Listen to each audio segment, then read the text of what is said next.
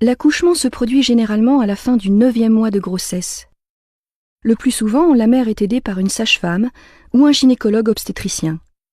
Le fœtus baigne dans le liquide amniotique. Il est relié au placenta par le cordon ombilical. Sa position indique qu'il est prêt à naître. Sa tête est en bas, dans le bassin de sa mère.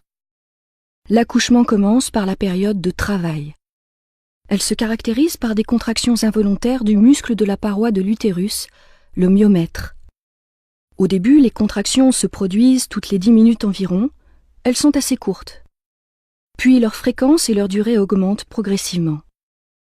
Le fœtus est poussé du fond de l'utérus vers le col de l'utérus. Sa tête appuie sur le col. Il se produit alors ce que l'on appelle l'effacement du col de l'utérus. La tête du fœtus avance encore un peu et c'est la dilatation du col de l'utérus. Son diamètre d'ouverture est alors d'environ 10 cm. C'est généralement à ce moment que se produit la rupture de la poche des os. Le liquide amniotique s'écoule. La période de travail est terminée. Elle peut durer en moyenne 7 ou 8 heures pour un premier accouchement. L'étape suivante est l'expulsion du fœtus. Elle est beaucoup plus rapide, environ 30 minutes. Les contractions ont lieu maintenant toutes les 2 minutes. Elles ont une durée d'1 minute et sont très intenses.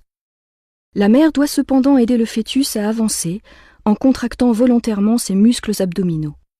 La tête du fœtus avance dans le vagin tout en effectuant une rotation. Elle commence à sortir en se redressant vers le haut. Puis, la sage-femme ou le médecin saisit le bébé par la tête et la tourne afin de faciliter le passage de la première épaule, puis de la deuxième, et enfin de tout son corps.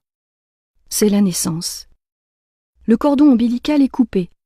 Sur le ventre du bébé, la cicatrice laissée par le cordon deviendra le nombril. L'accouchement n'est pas encore tout à fait terminé pour la mère. En effet, quelques minutes après l'expulsion, les contractions reprennent. C'est l'étape de la délivrance. Aidée par le médecin, la mère expulse le placenta.